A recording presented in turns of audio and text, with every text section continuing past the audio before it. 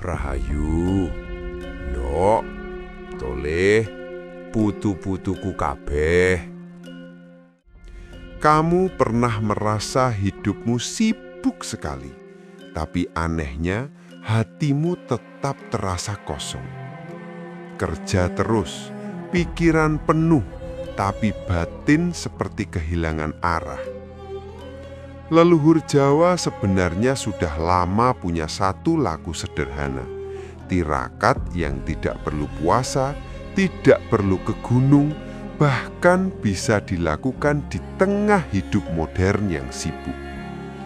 Anehnya, lagu ini justru bisa membuat pikiran lebih jernih, hidup lebih tenang, dan banyak orang baru menyadarinya setelah semuanya hampir terlambat. Malam ini, Semar akan membocorkan rahasianya.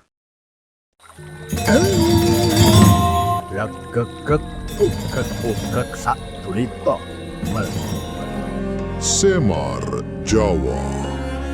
Tontonan, tuntunan, tatanan, Rahayu.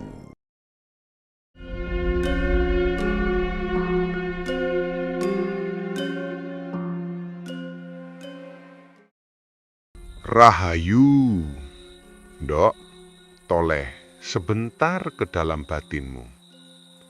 Aku ini Semar, yang sering kalian bayangkan cuma perut buncit, wajah lucu, dan suara aneh. Padahal tugasku dari dulu cuma satu, menjaga supaya manusia tidak lupa pulang ke rumahnya sendiri. Rumah itu bukan di kampung, bukan di kota, bukan juga di kantor yang penuh target. Rumah itu ada di dalam batin. Tapi zaman sekarang ini lucu sekali. Manusia makin pintar, mesin makin canggih. Telepon bisa bicara sendiri, mobil bisa jalan sendiri. Tapi batin manusia justru makin sepi. Aku pernah melihat seorang anak muda di Jakarta. Namanya kita samarkan saja, sebut saja Arga. Umurnya 32 tahun, kerja di perusahaan digital besar. Gajinya besar, apartemennya di lantai tinggi, laptopnya mahal. Tapi suatu malam, dia duduk di balkon apartemen memandang lampu kota yang tidak pernah tidur. Dan dia berkata pelan, "Kenapa ya hidupku seperti penuh tapi rasanya kosong?" Ndok, itulah penyakit zaman modern. Bukan kurang uang, bukan kurang teknologi. Yang kurang itu hening. Dalam ilmu Jawa kuno, keadaan ini sudah pernah diingatkan ratusan tahun lalu. Dalam serat Centini ada pitutur, "Sepi ing pamrih, rame ing gawe." Artinya, sepi dari keinginan pribadi, tapi ramai dalam karya. Makna filosofinya dalam sekali. Orang Jawa dulu tahu, kalau batin terlalu penuh keinginan, manusia akan kelelahan mengejar bayangan. Psikologi modern sekarang juga mulai memahami hal ini. Otak manusia yang terus terpapar informasi tanpa jeda akan berada dalam gelombang beta tinggi. Itu gelombang otak yang berkaitan dengan stres, kecemasan, dan overthinking. Sedangkan saat batin tenang, otak masuk ke gelombang alfa. Disitulah muncul kreativitas, kejernihan, dan kedamaian. Lucunya, leluhur Jawa sudah punya cara masuk ke keadaan itu. Namanya tirakat. Tapi tirakat yang kalian bayangkan mungkin terlalu ekstrim. Puasa berhari-hari, menyepi di gunung, bertapa di gua. Padahal, Ndok, toleh, tirakat sebenarnya sangat sederhana. Bahkan orang yang sibuk pun bisa melakukannya. Tirakat bukan soal menyiksa diri. Banyak orang salah paham tentang tirakat. Mereka pikir tirakat itu menyiksa tubuh, padahal tidak begitu. Dalam serat Sabdo Palon pernah ada pitutur, tirakat iku dudu nyiksa badan, nangin ngresiki angen. Artinya, tirakat bukan menyiksa tubuh, tetapi membersihkan pikiran. Nah, ini penting. Karena di zaman modern, pikiran manusia itu seperti pasar malam, ramai sekali. Ada notifikasi, ada berita, ada komentar orang, ada ambisi, ada kecemasan. Semua bicara bersamaan. Coba kamu bayangkan, radio yang menyalakan 10 channel sekaligus. Itulah yang terjadi di kepala manusia sekarang. Makanya banyak orang sukses secara dunia, tapi batinnya lelah. Aku pernah mendengar kisah nyata lain.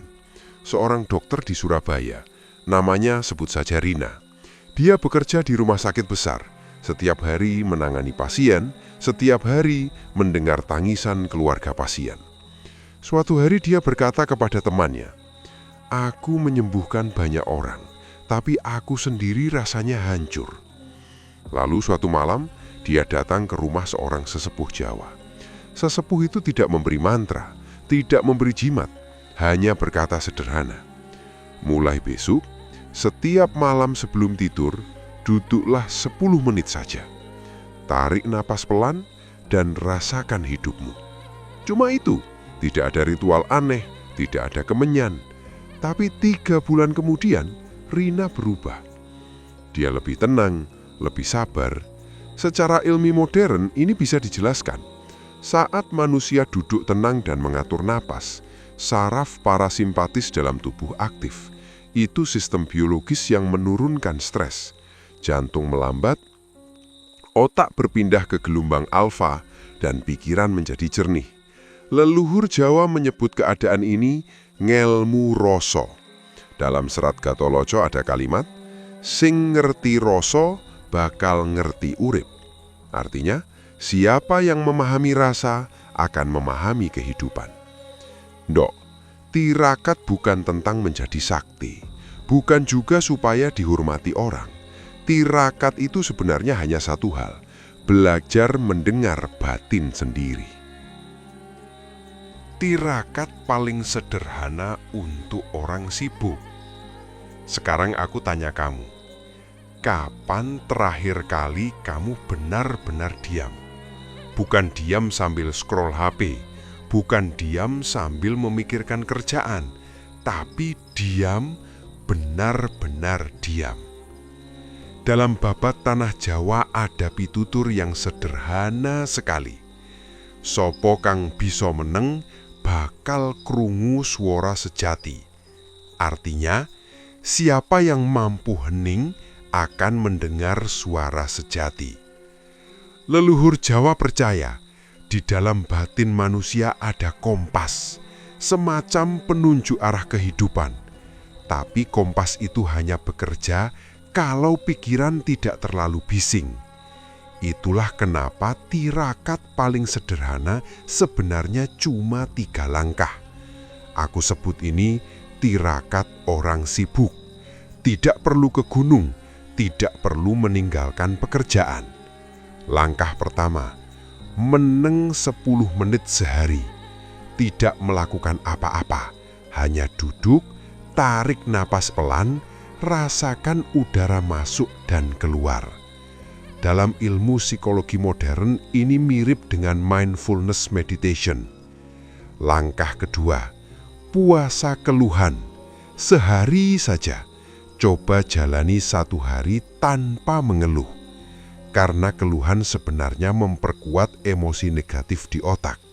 Setiap kali mengeluh, otak memperkuat jalur stres. Langkah ketiga, bersyukur sebelum tidur.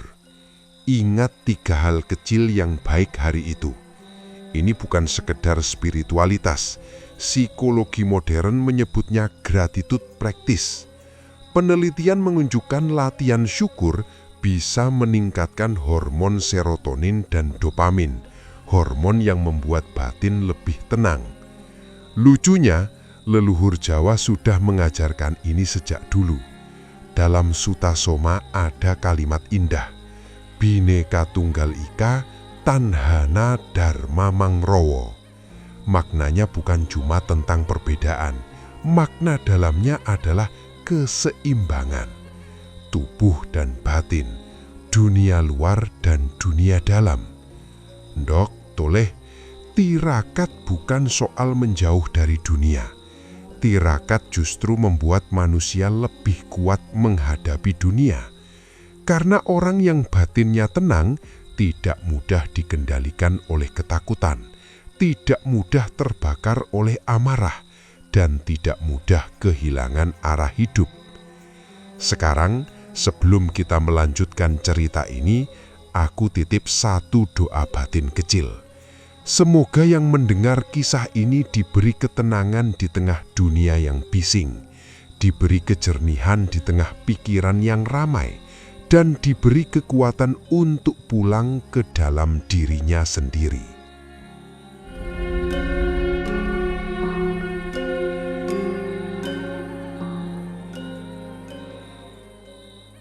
Rahayu.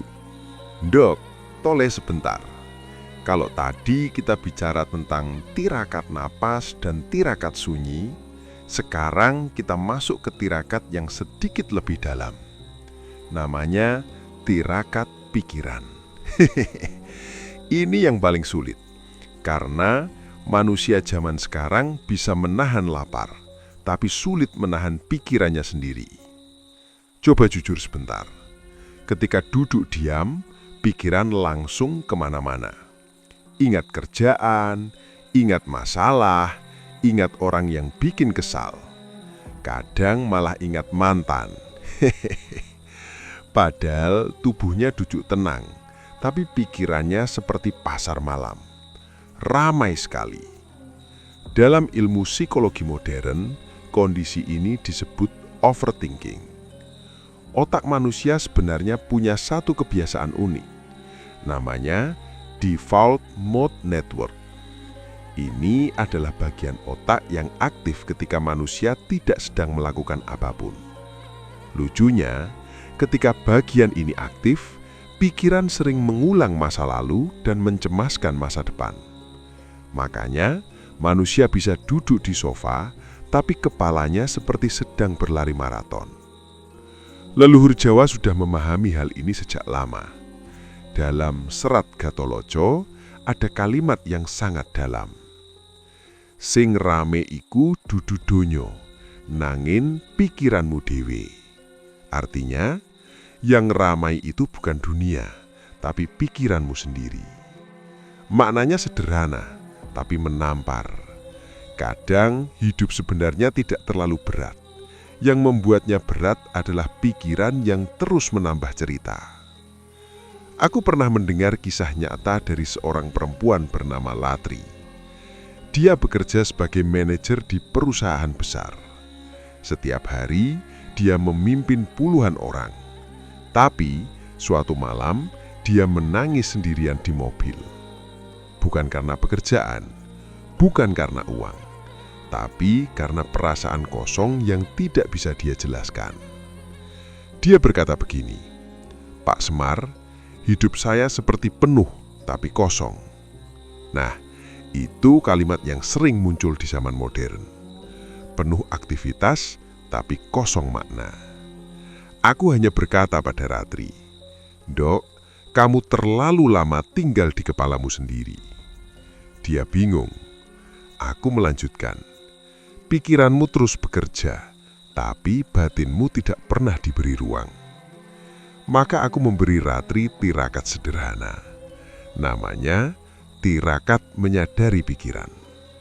Setiap kali pikiran mulai berisik, dia hanya perlu berkata dalam hati, "Ini hanya pikiran."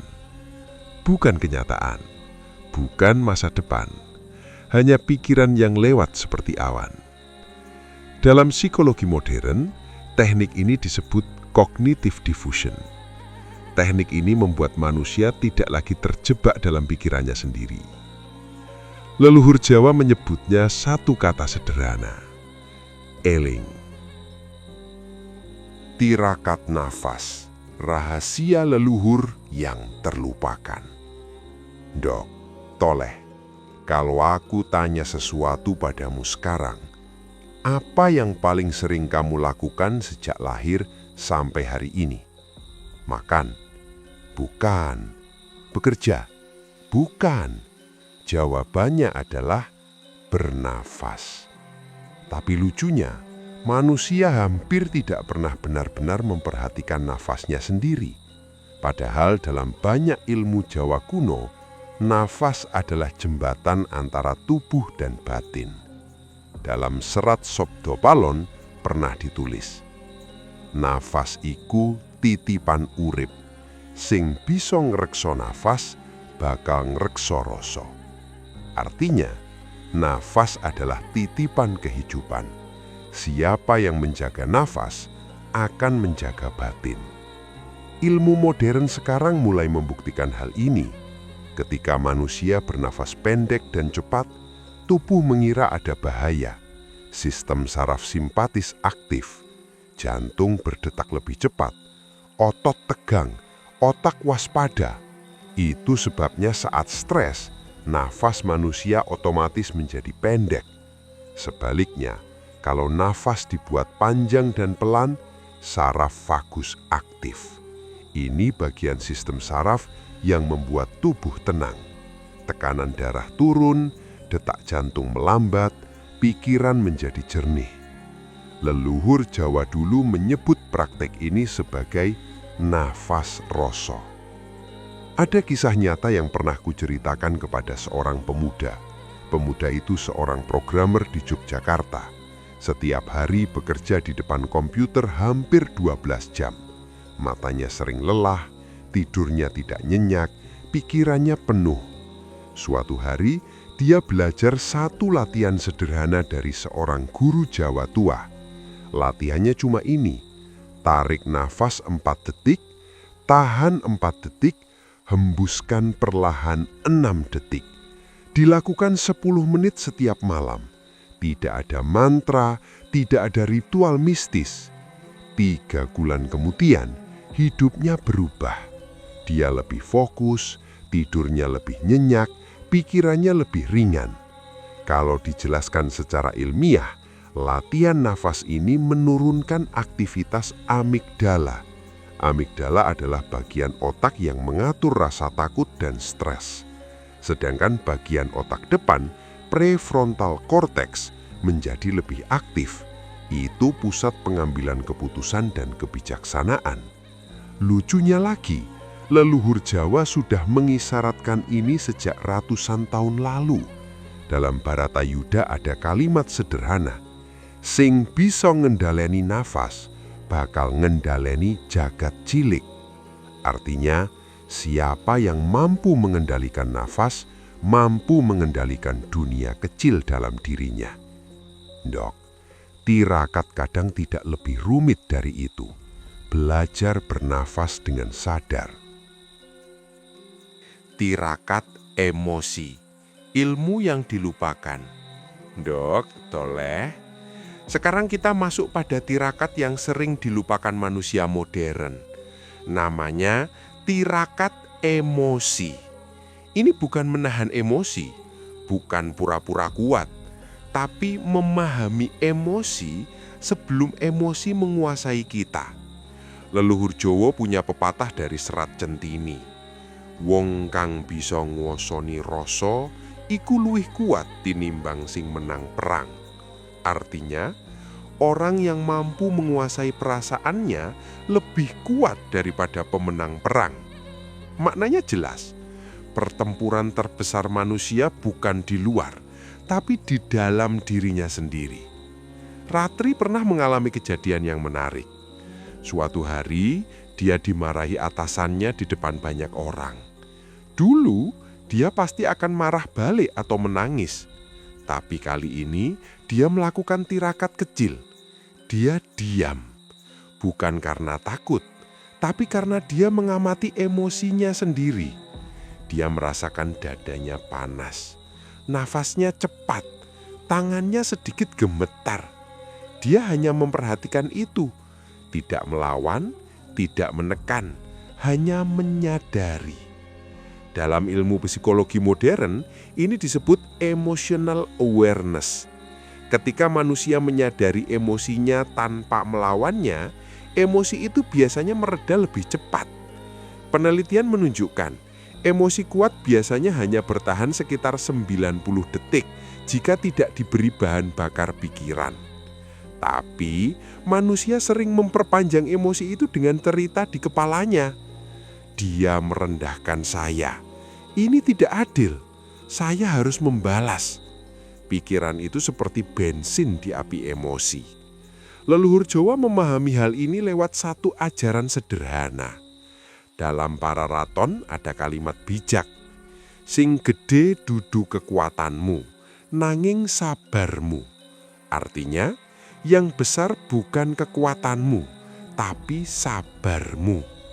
Kesabaran di sini bukan pasrah. Kesabaran adalah kemampuan memberi ruang antara emosi dan tindakan. Beberapa waktu setelah itu Ratri bercerita padaku, "Pak Semar, sekarang saya mengerti sesuatu." Aku tersenyum.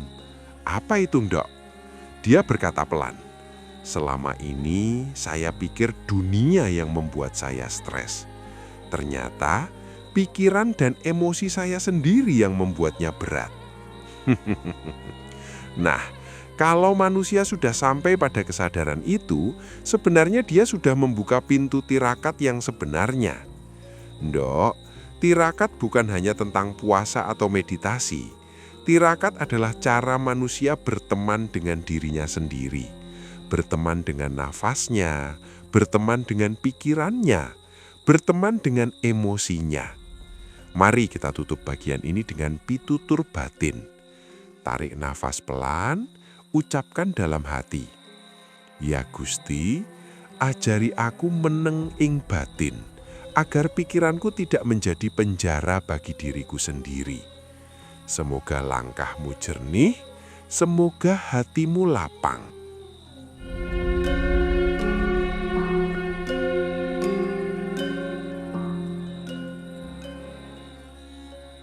Tirakat sunyi di zaman ponsel. Ndok, toleh sebentar. Sekarang kita hidup di zaman yang aneh. Manusia bisa berbicara dengan orang di belahan dunia lain, tapi sulit berbicara dengan dirinya sendiri. Ponsel selalu di tangan. Informasi mengalir seperti banjir. Video, berita, komentar orang, semua masuk ke kepala kita setiap hari. Tanpa kita sadar, batin kita tidak pernah benar-benar sunyi. Dalam serat Sabdo Palon ada pitutur sederhana. Yen atimu rame, swaramu ono bakal krungu dalan sejati. Artinya, jika hatimu terlalu rame, kamu tidak akan mendengar jalan sejati. Maknanya sangat relevan dengan zaman sekarang. Bukan karena dunia terlalu bising, tapi karena pikiran kita tidak pernah berhenti menerima suara. Aku pernah bertemu seorang anak muda lagi, namanya Danu.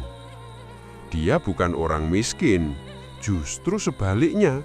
Karirnya bagus, bisnis online-nya berkembang, followers media sosialnya puluhan ribu. Setiap hari dia terlihat bahagia di layar. Tapi suatu malam dia berkata jujur, "Pak Semar, saya tidak pernah merasa benar-benar tenang."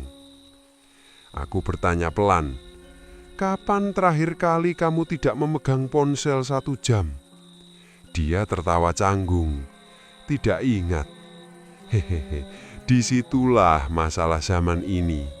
Manusia tidak pernah benar-benar sendirian dengan dirinya sendiri. Dalam ilmu psikologi modern, ada istilah dopamin loop. Setiap notifikasi kecil membuat otak melepaskan dopamin, hormon kesenangan. Akibatnya manusia terus ingin membuka ponsel lagi dan lagi. Lama-lama otak menjadi kecanduan rangsangan kecil. Dan ketika rangsangan itu berhenti, manusia merasa kosong. Padahal leluhur Jawa sudah lama mengajarkan satu laku sederhana, namanya taparami. Bekerja di dunia, tapi batinnya tetap sunyi. Dalam negara Kertagama ada ajaran yang sangat dalam. Tanhono Dormo Mangruwo. Artinya, kebenaran itu tidak bercabang dua. Maknanya begini, manusia boleh hidup di dunia yang ramai, tapi batinnya harus punya satu pusat, satu kesadaran, satu ketenangan. Aku memberi Danu tirakat yang sangat sederhana. Setiap malam, 1 jam sebelum tidur, dia harus mematikan semua layar. Tidak ada ponsel, tidak ada laptop, tidak ada televisi. Hanya duduk atau berjalan pelan. Awalnya dia merasa sangat gelisah, seperti kehilangan sesuatu. Itu normal, karena otaknya sedang detoks dari rangsangan dopamin. Setelah 2 minggu, sesuatu yang menarik terjadi. Dia mulai tidur lebih nyenyak, pikirannya lebih jernih, dan ide bisnis justru muncul ketika dia sedang berjalan santai. Hehehe, kadang manusia terlalu sibuk mencari inspirasi di luar, padahal inspirasi sering muncul ketika pikiran sedang sunyi. Rahasia rasa dalam pitutur Semar. Ndok, toleh putut-putuku kabeh. Sekarang kita bicara tentang satu hal yang sangat penting dalam ilmu Jawa. Namanya rasa. Bukan rasa di lidah, bukan rasa emosi, tapi kesadaran halus dalam batin manusia. Dalam pitutur Semar ada kalimat yang sering diajarkan para leluhur. Urip iku kudu nganggo rasa, dudu mung nganggo pikiran. Artinya, hidup harus menggunakan rasa, bukan hanya pikiran. Maknanya sangat dalam. Pikiran itu alat, tapi rasa adalah kompas batin. Manusia modern sangat pintar berpikir, analisis, strategi, perhitungan, tapi sering kehilangan satu hal, kepekaan rasa. Akibatnya, manusia bisa berhasil di dunia, tapi tidak merasa hidup. Danu suatu hari mengalami kejadian kecil yang mengubah pandangannya. Suatu malam dia duduk di balkon rumahnya, tanpa ponsel, tanpa musik, hanya mendengar suara angin. Awalnya terasa sepi, tapi lama-lama dia merasakan sesuatu yang aneh. Pikirannya mulai melambat, dadanya terasa lapang, dan untuk pertama kalinya setelah bertahun-tahun, dia merasa hadir di hidupnya sendiri. Dalam ilmu modern, kondisi ini mirip dengan mindfulness state, ketika manusia benar-benar sadar terhadap momen sekarang. Gelombang otaknya biasanya berada di alfa atau theta ringan. Ini adalah kondisi yang sama ketika manusia sedang sangat kreatif atau sangat damai. Leluhur Jawa menyebut kondisi ini satu kata sederhana, maneges. Artinya, batin menjadi jernih, tidak kabur oleh pikiran, tidak keruh oleh emosi. Dalam serat Gotoloco ada pitutur lagi, rasa iku guru sejati. Artinya, rasa adalah guru sejati. Maknanya begini, jika manusia mampu mendengar rasa batinnya, dia sering tahu mana yang benar, mana yang tidak. Mana yang membuat hidupnya damai, mana yang membuat hidupnya kacau. Tapi rasa hanya bisa terdengar ketika pikiran tidak terlalu berisik. Makanya tirakat sunyi sangat penting. Laku kecil yang mengubah hidup. Ndok, toleh. Banyak orang menunggu perubahan besar dalam hidup. Padahal perubahan besar sering dimulai dari laku kecil. Aku bertanya pada Danu setelah beberapa bulan, "Apa yang berubah?" Dia tersenyum. "Tidak banyak, tapi semuanya terasa berbeda." Sekarang dia punya 3 laku kecil setiap hari. Pertama, laku napas sadar. Setiap pagi sebelum bekerja, dia duduk 5 menit, hanya merasakan napas masuk dan keluar. Ini membantu otaknya masuk ke kondisi fokus tanpa stres. Kedua, laku sunyi malam. 1 jam sebelum tidur tanpa layar. Ini memberi waktu bagi otaknya memproses emosi dan pengalaman hari itu. Dalam neuroscience modern, waktu sunyi seperti ini membantu memori emosional diproses dengan sehat. Ketiga, laku rasa syukur. Setiap malam dia mengingat 1 hal kecil yang membuatnya bersyukur. Tidak harus besar, kadang hanya secangkir kopi hangat, kadang percakapan dengan teman. Hal kecil ini membuat otaknya mulai membangun jalur baru. Dalam ilmu otak disebut neuroplasticity. Otak manusia bisa berubah sesuai kebiasaan yang diulang. Jika manusia terus mengulang stres, otaknya terbiasa stres. Jika manusia melatih tenang, otaknya belajar tenang. Leluhur Jawa sudah lama mengetahui prinsip ini. Dalam Bharatayuddha ada kalimat bijak, "Sapa nandur bakal ngunduh." Artinya, siapa menanam akan menuai. Jika manusia menanam kebisingan, dia menuai kekacauan batin. Jika manusia menanam kesadaran, dia menuai ketenangan. Dok, kadang manusia berpikir hidup harus diubah secara drastis. Padahal sering yang dibutuhkan hanya 1 hal kecil, memberi ruang bagi batin untuk bernapas. Mari kita tutup bagian ini dengan pitutur batin. Tarik napas pelan, rasakan udara masuk ke dada, lalu ucapkan dalam hati, "Ya Gusti, tenangkan pikiranku, haluskan rasaku agar aku tidak tersesat di dalam keramaian dunia. Semoga langkahmu ringan, semoga..."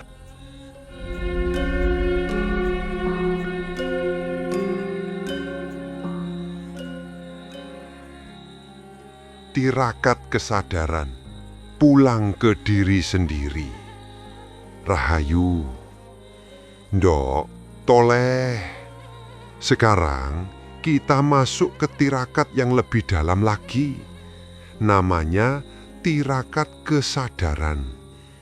Bukan sekedar menenangkan pikiran, bukan sekedar mengatur nafas, tapi mengenali siapa diri kita sebenarnya. Ini pertanyaan yang sering membuat manusia gelisah. Siapa aku sebenarnya? Manusia modern sering mendefinisikan dirinya dari luar. Pekerjaan, gelar, status sosial, jumlah uang, jumlah pengikut di media sosial. Tapi ketika semua itu hilang, sering muncul rasa kosong. Karena manusia belum mengenal dirinya yang sejati. Dalam Serat Centini ada pitutur yang sangat dalam. Kenalno awakmu dhewe sakdurunge golek donya. Artinya, kenalilah dirimu sendiri sebelum mencari dunia. Maknanya sangat relevan dengan zaman sekarang. Banyak orang mengejar dunia dengan sangat cepat, tapi lupa mengenal dirinya sendiri. Aku pernah bertemu seorang pria bernama Arga. Usianya hampir 40 tahun. Bisnisnya sukses, rumah besar, mobil mewah. Dari luar hidupnya terlihat sempurna.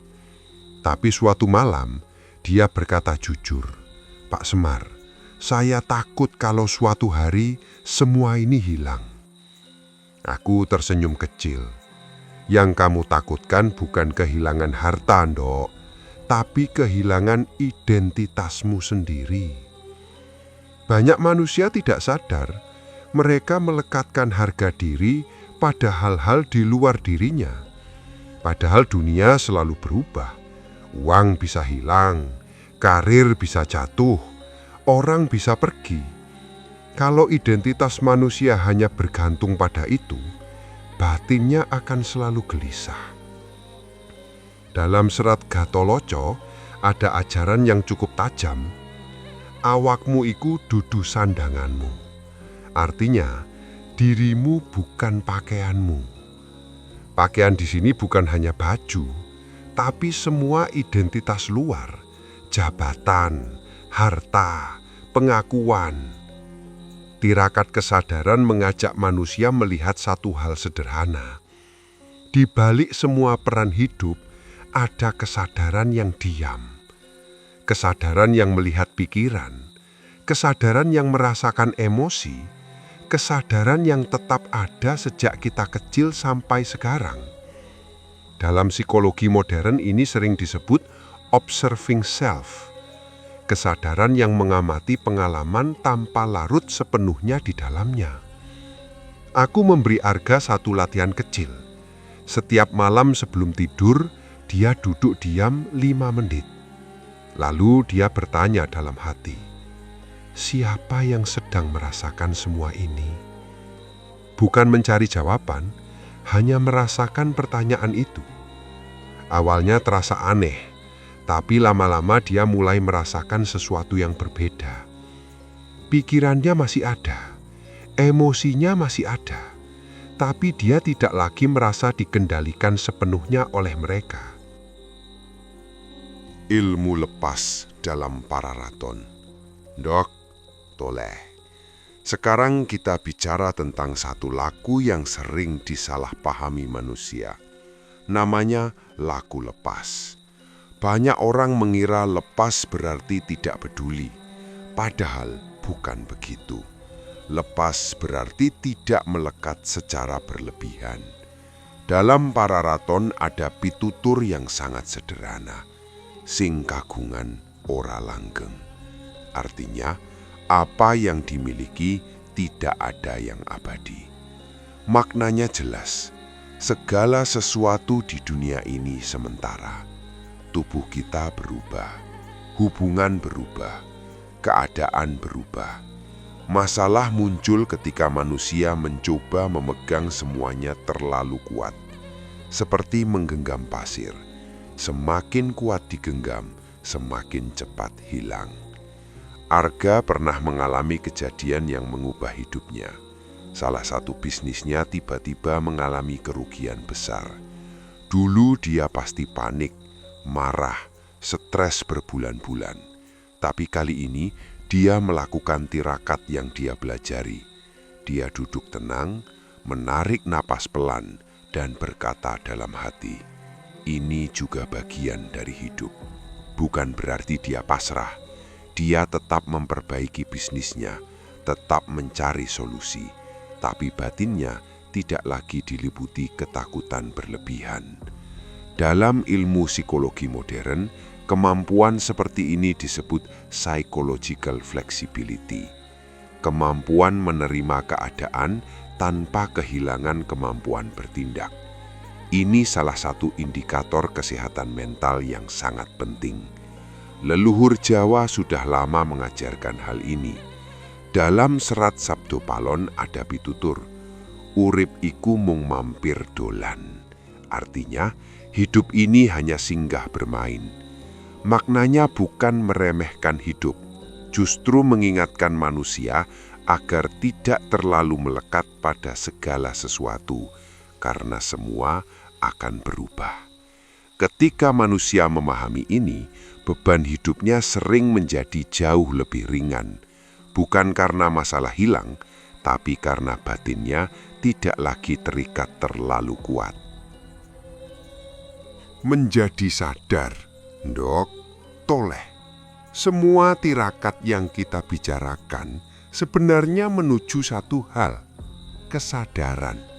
Kesadaran terhadap napas, kesadaran terhadap pikiran, kesadaran terhadap emosi, kesadaran terhadap hidup itu sendiri. Dalam Sutasoma ada ajaran yang sangat terkenal, Bhinneka Tunggal Ika. Artinya berbeda-beda tetapi tetap satu. Biasanya orang memaknai ini sebagai persatuan bangsa, tapi secara spiritual maknanya lebih dalam. Pikiran manusia bisa banyak, emosi manusia bisa bermacam-macam, peristiwa hidup bisa berubah-ubah. Tapi di dalam diri manusia ada satu pusat kesadaran yang tetap. Arga suatu hari berkata kepadaku, "Pak Semar, sekarang saya merasa lebih ringan." Aku tertawa kecil. "Kenapa?" Dia menjawab pelan, "Karena saya tidak lagi mencoba mengendalikan semuanya." Nah, itulah salah satu tanda manusia mulai memahami tirakat batin. Dia tidak lagi berusaha memaksa hidup sesuai keinginannya, tapi belajar hidup dengan kesadaran. Dalam ilmu modern, kondisi ini sering disebut state of acceptance and awareness, ketika manusia menerima pengalaman hidup sambil tetap sadar terhadap dirinya sendiri. Penelitian menunjukkan kondisi ini sangat berkaitan dengan kesejahteraan psikologis dan ketenangan batin. Dok, kadang manusia mencari jawaban hidup kemana-mana. Padahal jawaban itu sering muncul ketika manusia berani diam dan mendengar dirinya sendiri. Mari kita tutup bagian ini dengan pitutur batin. Tarik napas pelan, rasakan tubuhmu duduk di tempatmu sekarang, dan ucapkan dalam hati, "Ya Gusti, ajari aku sadar di setiap langkah, agar hidupku tidak berlalu tanpa aku benar-benar menjalaninya. Jadilah batinmu teduh, jadilah langkahmu terang. Rahayu."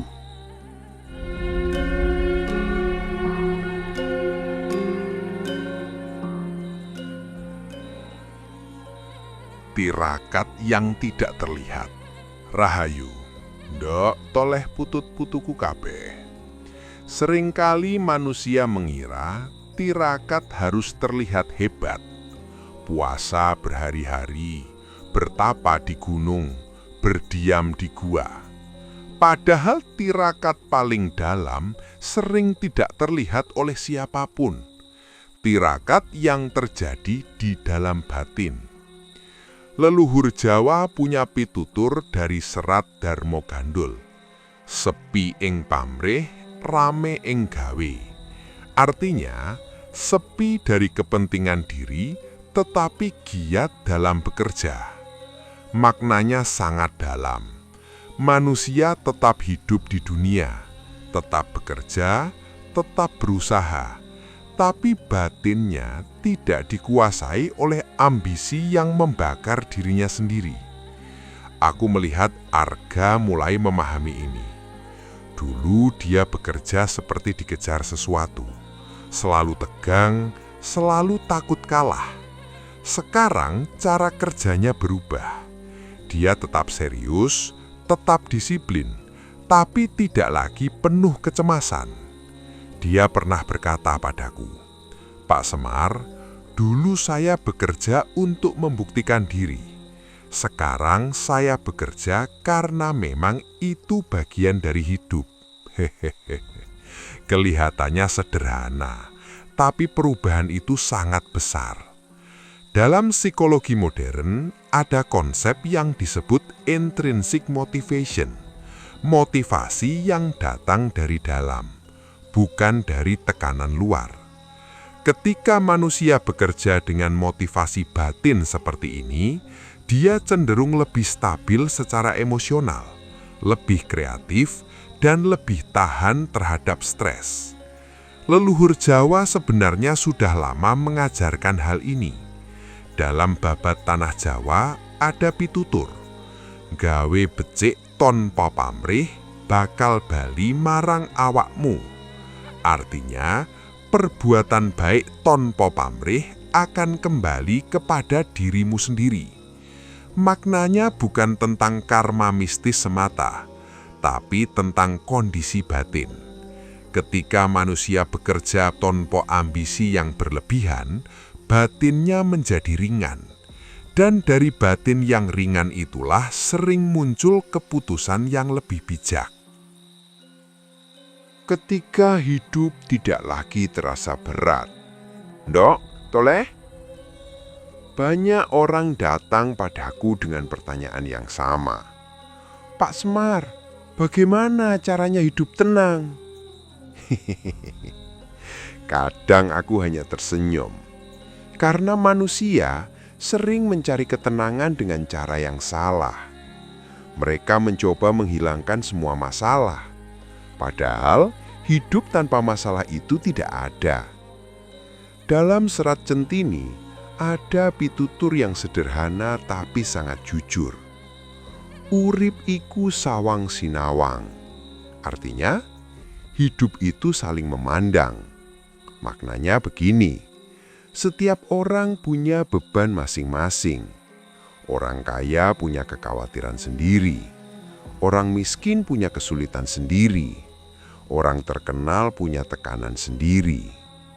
Ketika manusia memahami ini, dia berhenti membandingkan hidupnya terus-menerus dengan orang lain. Dan itu membuat batinnya jauh lebih ringan. Danu suatu hari bercerita padaku lagi. Pak Semar, dulu saya selalu merasa hidup saya kurang. Sekarang saya mulai melihat hal-hal kecil yang sebenarnya sudah cukup. Ini bukan sekedar sikap positif. Dalam ilmu otak modern, latihan rasa syukur terbukti bisa mengubah aktivitas otak. Bagian otak yang berkaitan dengan stres menjadi lebih tenang, dan bagian yang berkaitan dengan kesejahteraan emosional menjadi lebih aktif. Leluhur Jawa sudah lama mengajarkan ini lewat satu kata sederhana, narimo. Tapi narimo bukan berarti menyerah. Narimo berarti menerima kenyataan sambil berjalan. Dalam Kidung Sunda ada pitutur yang indah. Sing bisa nompo urip, bakal weruh rahayuning urip. Artinya, siapa yang mampu menerima hidup, akan melihat keindahan hidup. Maknanya sangat dalam. Kadang hidup terasa berat bukan karena peristiwanya, tapi karena pikiran kita menolak kenyataan yang sedang terjadi. Ketika manusia belajar menerima, batinnya menjadi lebih luas, seperti langit. Awan boleh datang dan pergi, tapi langit tetap luas. Jalan sunyi yang membawa pulang. Ndok, Toleh, semua tirakat yang kita bicarakan dari awal tadi sebenarnya mengarah ke satu perjalanan.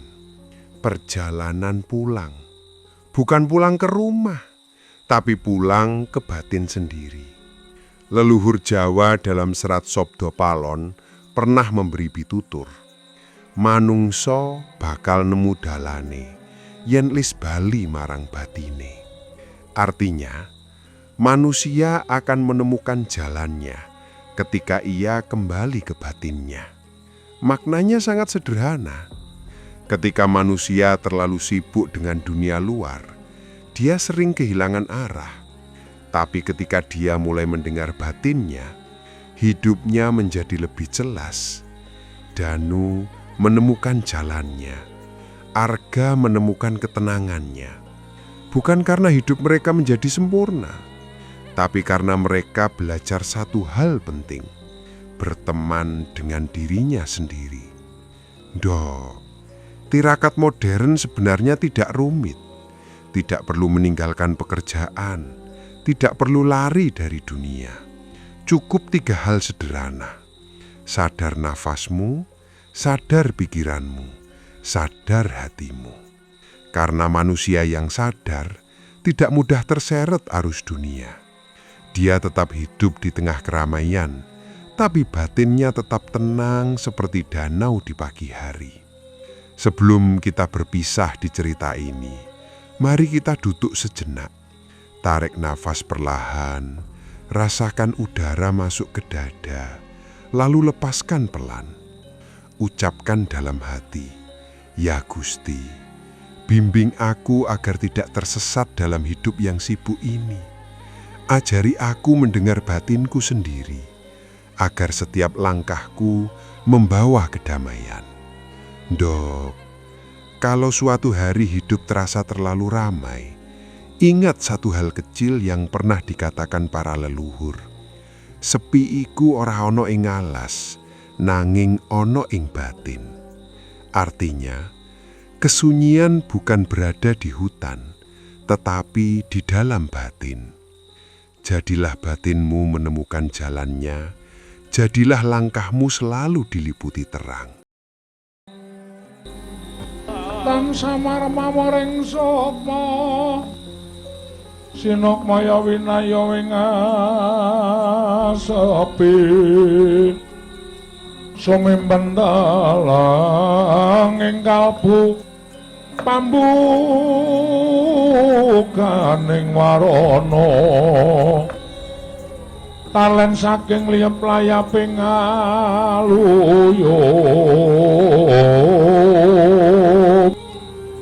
pindha pesating sumpena sumusuping rasa jati